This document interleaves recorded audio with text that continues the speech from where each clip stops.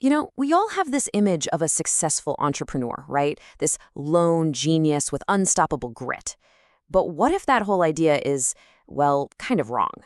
Today, we're going to dig into some fascinating research that totally flips that idea on its head. It says the real secret to success isn't some personality trait you're born with, but a skill you can actually build, the power to influence others. And this quote right here, it gets to the absolute heart of the matter. Building a company, it's not a solo mission in a garage. It's a social game. It's this complex dance of influence between you and your investors, your partners, your first hires. And honestly, winning that game is pretty much everything. So, okay, if it's a game, how do you get good at it? What skills are we talking about here? What's the thing that separates the runaway successes from all the companies that just fizzle out? Well, the study we're looking at today found a surprisingly clear answer to that exact question. So here's how we're going to break it all down. First, we'll look at the old way of thinking, the entrepreneurial puzzle. Then we'll reveal the secret ingredient, social power. We'll get into the 7 different types, see how researchers put it all to the test, and then, the best part, we'll uncover the actual profile of success and talk about how you can build it for yourself. All right, let's jump in. For the longest time, the thinking was that great founders were just born different, that they had some kind of special entrepreneurial personality. But here's the thing, it turns out that's a dead end. After tons and tons of studies, researchers basically found that personality traits are, frankly, terrible predictors of who makes it and who doesn't. The results were just all over the place. It was obvious a huge piece of the puzzle was missing. So, what is that missing piece? The researchers behind this study had a brilliant idea. What if we stop looking at internal traits and start looking at a founder's external effect on other people? And that brings us to the real secret: social power. Social power is at its core your ability to influence others. And let's be super clear here. This isn't about being a bully or dominating people. It's that crucial, subtle skill of getting others to believe in your vision. It's how you convince an investor to write that check, how you persuade a brilliant engineer to join your tiny startup. That's the real engine of entrepreneurship. Now, social power isn't just one monolithic thing. It's much cooler than that. Think of it like a toolkit with 7 distinct tools you can use to build influence. Let's quickly go through what's in the box. First up, we have referent power. This is pure charisma. It's when people follow you simply because they like you, they respect you, they trust you.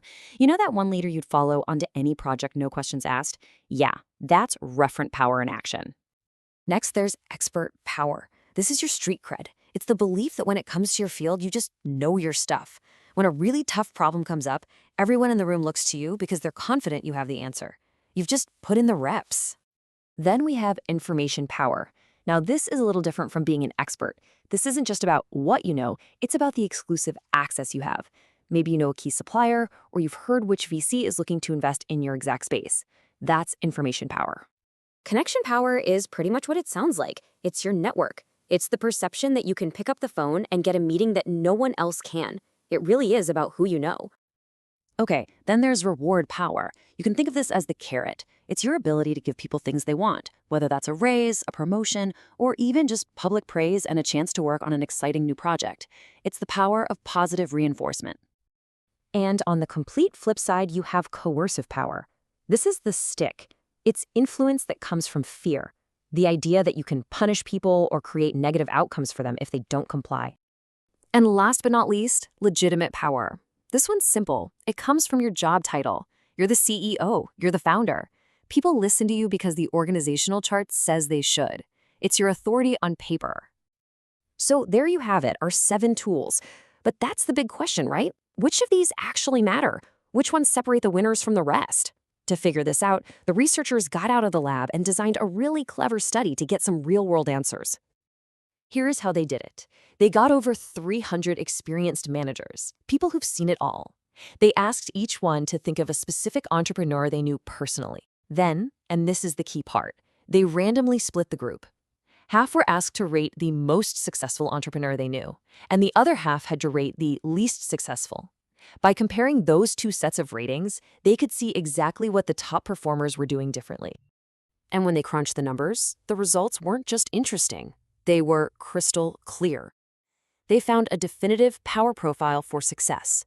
And the difference between the 2 groups? It wasn't just a small gap, it was a massive chasm. Take a look at this. The successful entrepreneurs were rated way, way higher in 5 specific areas: referent, information, expert, connection, and reward power. At the exact same time, they were rated significantly lower in one area: coercive power. The message couldn't be clearer.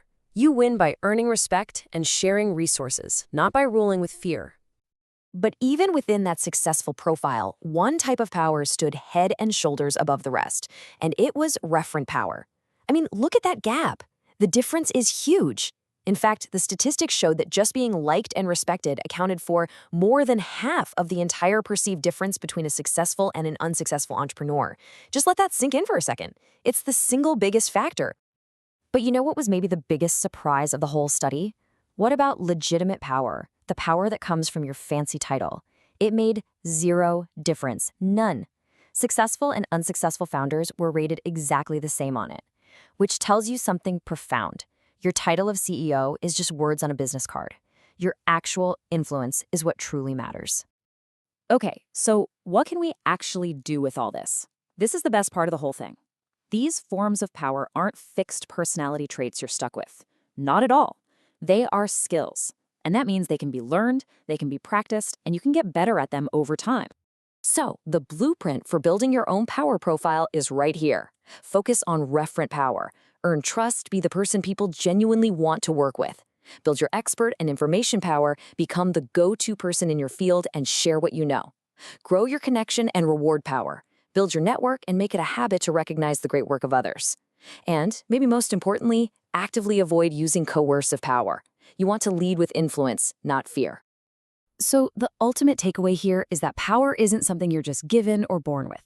It's something you build, perception by perception, in every single conversation and every single action you take. This research gives us the roadmap. The only question left is, which one of these powers are you going to start working on today?